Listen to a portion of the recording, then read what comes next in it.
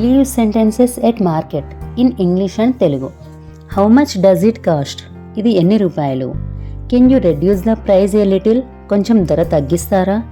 This is too expensive. ఇది చాలా ఖరీదుగా ఉంది. Please give me fresh vegetables. నాకు తాజా కూరగాయలు ఇవ్వండి. I want 1 kilo of tomatoes.